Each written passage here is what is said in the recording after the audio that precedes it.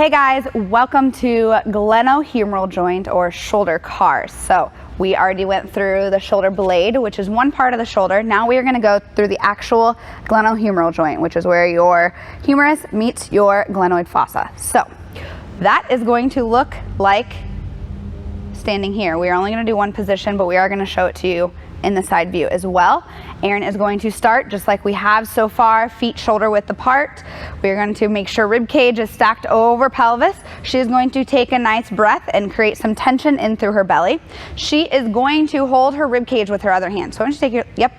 That is going to offer some feedback because most of the time as we go to do any sort of shoulder movement, our spine tries to pretend to be our shoulder.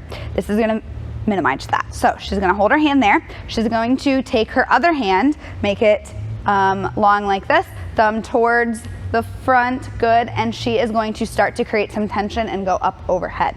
As she goes up overhead, she is going to stop in the position where her shoulder can no longer move. From there, she creates tension here. She's going to reach up towards the ceiling, and then she is going to internally rotate. So turn that hand down from here, and she's gonna start sweeping a giant circle as she's internally rotating and going back and around, making sure she's not moving her rib cage.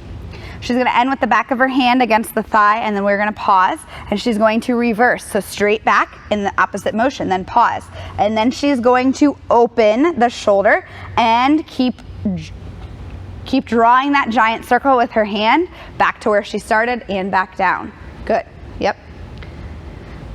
We're going to do a second circle, second car, and we're going to really watch, make sure her thorax or her spine is not moving this time. She's going to really reach for a little bit end range of motion, a little bit more than last time. Same thing, reset, make sure rib cage is on pelvis, and go ahead and bring it up overhead as far as you can, keeping the elbow locked. From here, reach up, turn down, start to rotate from here. Good, keep rotating as you bring around. Good, back of the hand ends against the thigh. Now reverse, straight back towards me, pause. Open that shoulder joint and giant circle as we're opening, making sure the rib cage is not moving, and back to center. So we're gonna show that to you. Turn to the side so you can have a little more of a little different of a view. Make sure that she is good, in a good position. Now we are gonna watch this shoulder here do it. So her right hand is on her rib cage and she is creating tension. Feet are shoulder width apart, and we are going to go straight up overhead from here. Good, pause there. From here, she's gonna reach up, rotate down.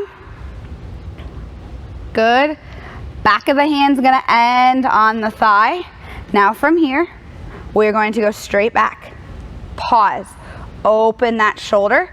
Notice how I'm making sure she's not dumping forward. The whole thing comes back as she goes, good, and she comes back down.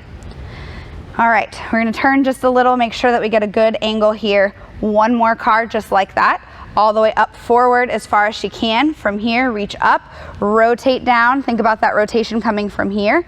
Bring it all the way back and around. Back of the hand ends against the thigh, and reverse, straight back. Open that shoulder. Good, bring it up and around, and back down. Nice. One of the other things we want to make sure we're not doing when we are doing these is jutting our necks forward as well. Make sure you keep a long neck a little bit packed is what I call it. So push your chin straight back. Keep some tension there as you go so we're not using our cervical spines as our shoulders. Really pay attention to those. That is how you make sure that we are isolating shoulder movement, not neck movement.